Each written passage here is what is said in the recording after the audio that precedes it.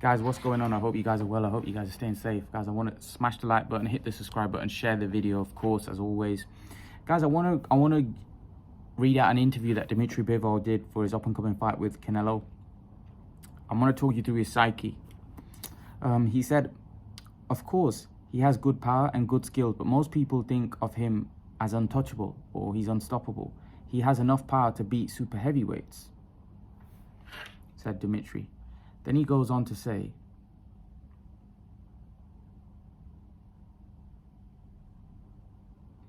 sometimes it's funny to hear about him from people. First of all, he's a good fighter, and he's a man. He has a loss and a draw. If you believe in your skills and you're a good boxer, you could give him one more loss. He had better speed and he had more boxing skills. Golovkin was more confident in their first fight. I thought Golovkin should have won the first fight.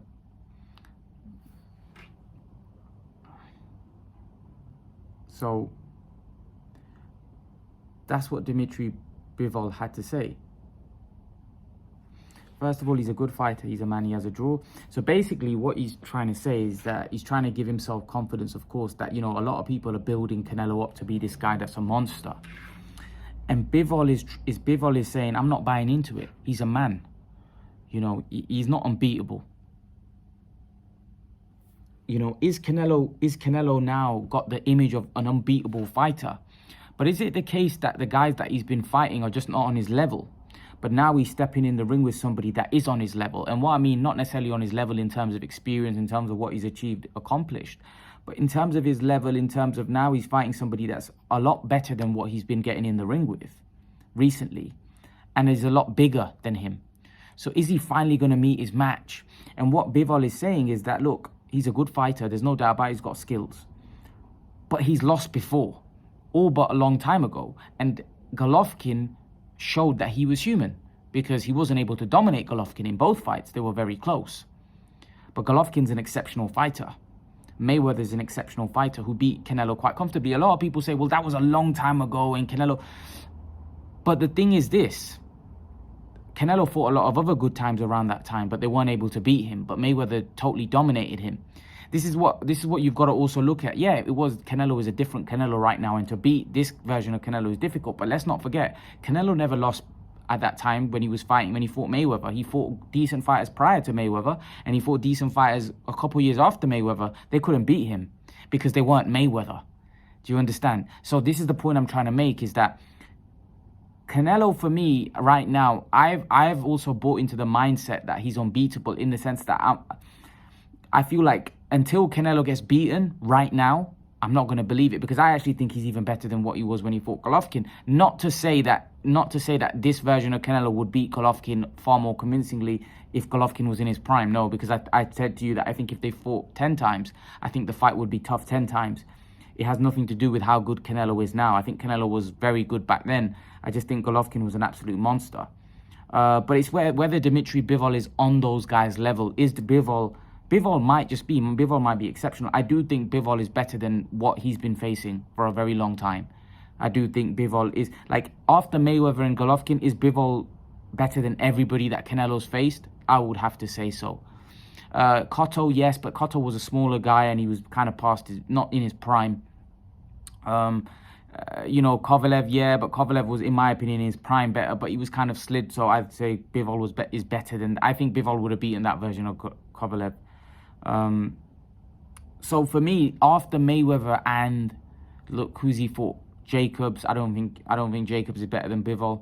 I don't think Billy Joe. I don't think Plant. I don't think any of those guys are better than Bivol. So Bivol after Golovkin is definitely Canelo's toughest test to date. I don't think there's any disputing that. He's definitely his toughest test. This is a proper fight. This is no gimme fight. This is a proper fight. This is going to be a very, very tough fight. A fight he could lose. So it's going to be interesting to see how Canelo approaches this fight. You know, and I said something in a previous video. Preparation is going to be vital in a fight like this. Because if Canelo gets the preparation wrong in a fight like this, in another fight, he might get away with it because those guys aren't on his level. This fight, he might not get away with it.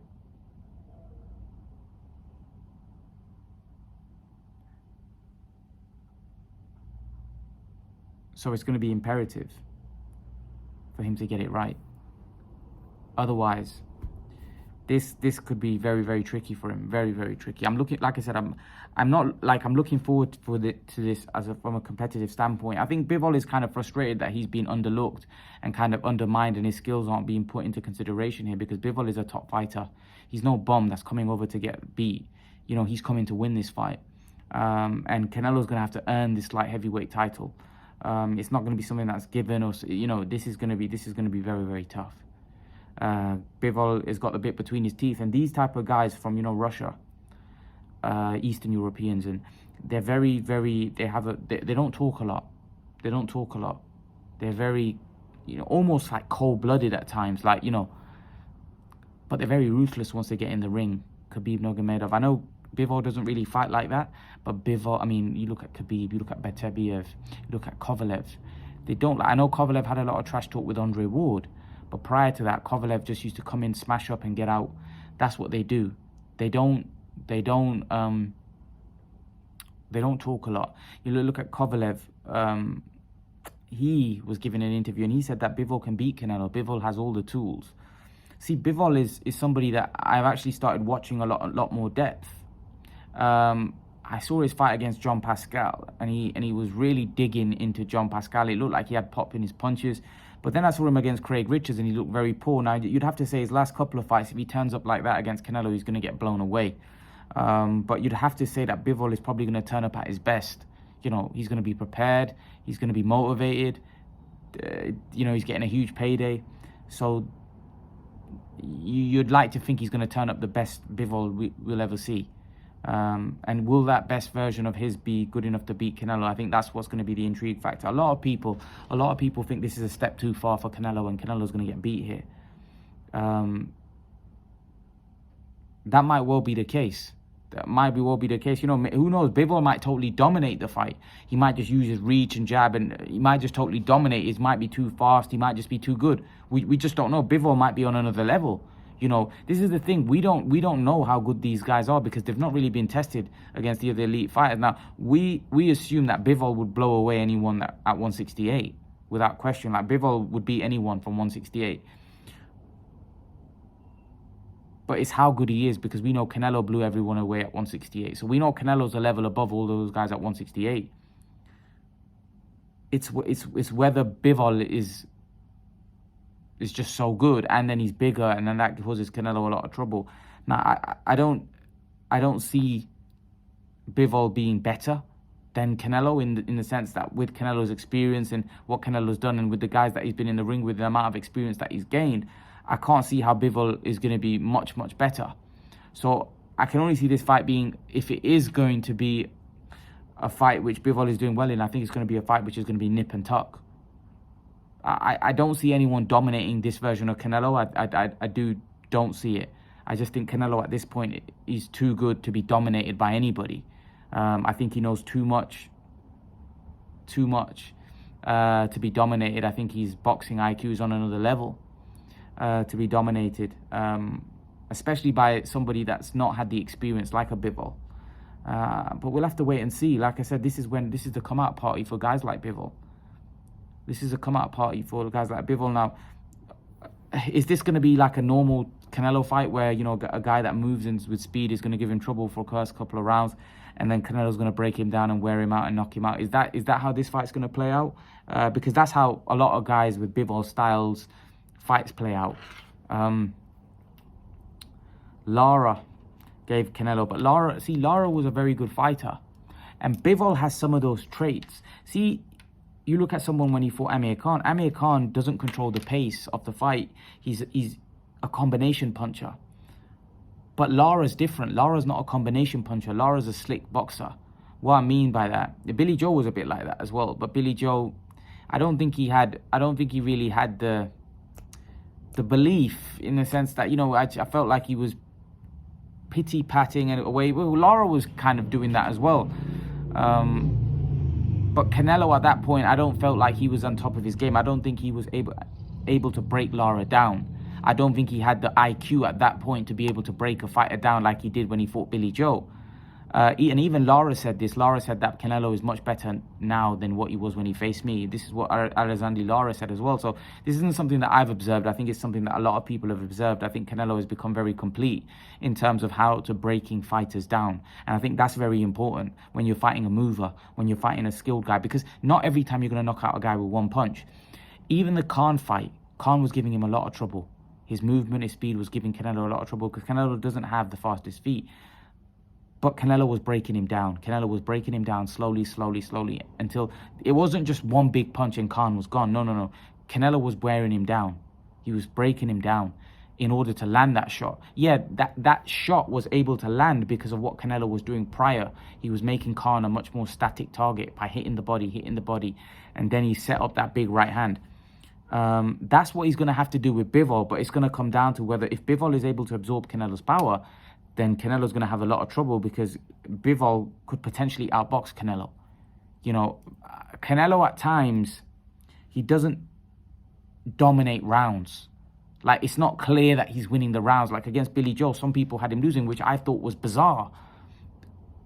But that's probably down to the fact that because Canelo doesn't dominate rounds like that. Even against Plant, some people had Plant winning. Because Canelo's work at times isn't that impressive against Golovkin. A lot of people had him losing because his work at times, although he's doing a lot of eye-catching stuff, sometimes the volume's not there.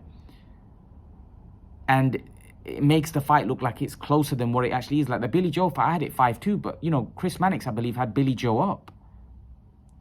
You know, and the same with the Plant fight. Some people had Plant up, which I find absurd.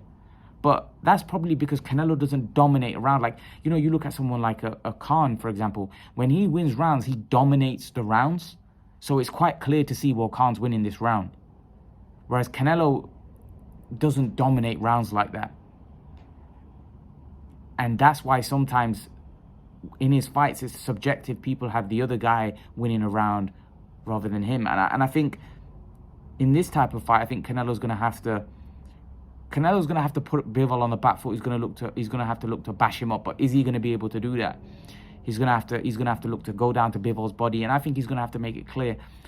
I think Canelo's going to want to put in a dominant performance against this guy, because I think Canelo understands how good Bivol is. I think Canelo knows that this is a real dangerous fight. A lot more dangerous than what he's been fighting of late. I think Canelo understands that. Because Canelo knows boxing. Canelo would know, and his team would know, this is a very dangerous fight. It's a fight we could lose. This is one of the toughest fights since the Golovkin fight, since the Mayweather fight. This is a very tough fight. I think we all see it. They see it. So Canelo Alvarez is going to have to go in there and put in a very good performance to beat this guy. And I think Canelo's going to have to be at his very best. Very best to beat this dude. I think anything below Canelo's best, he's leaving himself in a position where he could get beat. I think you're going to have to see the very best of Canelo Alvarez for Canelo to beat this guy. I'm telling you, because I think this guy's tough. I think this guy's a good boxer. I think he's all round a very good fighter. And I don't think Canelo's fought anyone as complete as Dmitry Bivol. And I'm even leaning towards the fact that I think Dmitry Bivol has respectable power. Before I thought Bivol, but after watching the Pascal fight, I don't think he's going to hurt Canelo, but I think he has enough power to make Canelo respect it, which is going to make this fight very intriguing and interesting for me. But we'll have to wait and see. And leave your thoughts in the comment section below to what I've just said. And I'll see you guys in the next video.